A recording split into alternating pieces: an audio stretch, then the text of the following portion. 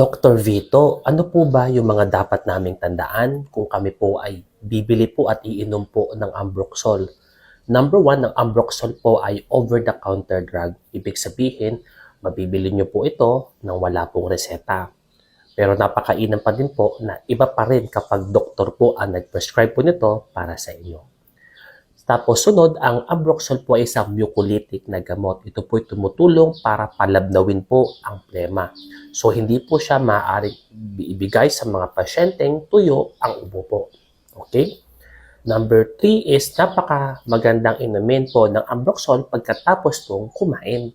Okay? At sunod, napaka-importante kapag umiinom po kayo ng Ambroxol, sasabayan nyo rin po ito ng maraming tubig. Dahil nakakatulong po ito para mapatin yung ating plema or mapaluwag po ito para mas pabilis po itong mailabas. Kung kayo po ay may problema sa kidney, sa liver, nagpapadede or buntis, mas mainam po nagpapakonsulta sa doktor nang sa ganon mapayuhan po kayo pagdating sa pag-inom po ng ganitong gamot. Ito po si Dr. Vito, ang inyong Mindoreñong manggagamot.